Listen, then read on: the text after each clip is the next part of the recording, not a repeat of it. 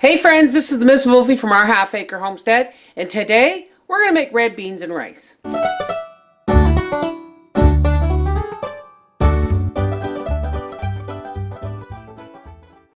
Okay, I'm going to keep this really simple because I've never made red beans and rice before. Heck, I had never made ham hock and bean soup before. But a whole bunch of people said, oh, why don't you make red beans and rice? And well, there's a gazillion recipes on the internet. In here, I have cooked one of my little ham hocks overnight in about a quart or two of cold water. We're just going to take bones and bone bits out of here. This smells good all on its own, folks. Just going to take these out and put them in a strainer so I can shred the meat. Little bits of meat I'll leave in. It's not a very big ham hock, but then it's just Papa and I. This broth is really delicious. Here I have 3 cups of soaked kidney beans. I suppose they were about 1.5 cups when I started, and we're just going to dump those right in the broth. And here we have 1/2 cup of my dehydrated sweet peppers, 1/2 cup of celery, and 4 large cloves of garlic, and we're going to put that in there. Now, if you were going to use fresh peppers and celery, then go ahead and, you know, give yourself a good cup and a quarter of fresh of each ingredient.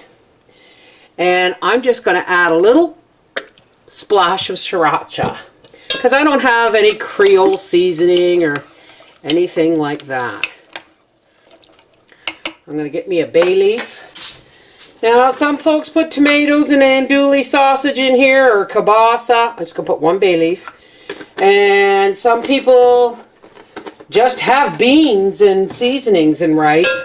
So I really didn't know what recipe to follow. I just took the simplest one for the ingredients I had at hand.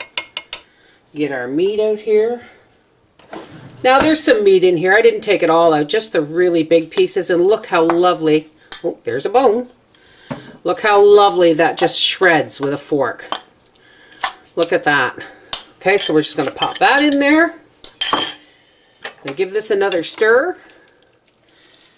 And it is 1/4 noon, so I'm just going to let this cook the rest of the day until Papa comes home, and we're going to serve it over now rice. I'm falling asleep at the switch here, people, and no, none of you folks reminded me that I had forgotten our 1 cup of onion, cheese, and crackers. You can't have anything without onions. Not anything savory, that's for sure. There we go. That looks more balanced now. Okay, Papa's going to be home in an hour. Ooh, it smells delicious. But this has not cooked down as much as I thought it would. There's still a lot of liquid. So rather than pour this over rice, I'm going to add 1 cup of basmati rice to it. And I had a little taste test, and I think it needs just a pinch more salt. And of course, some pepper for Papa. All right, we'll see you guys when this comes out of the crock. We're just going to let this cook now on low for about 45 minutes till Papa comes home. We'll see you then. There, doesn't that look lovely? Let's get Papa to the table. What am I eating this evening? You are eating red beans and rice. Red beans and rice and... It's got ham hock in it. Ham hock. Now, the reason I hesitated is because I've never made red beans and rice. I've never even heard of it until I watched Steel Magnolias. But... They're kidney beans. Yeah, they're kidney beans. They're red beans. But there's a lot of recipes out there for this, so I just kind of kept it real simple. Really good. It's nice cold weather food, eh? Mm-hmm. All right. This is the Mrs. Wolfie from Our Half Acre Homestead saying it may not be your recipe for red beans and rice, but if it pleases Papa, it's my recipe for red beans and rice. Take care. Bye-bye.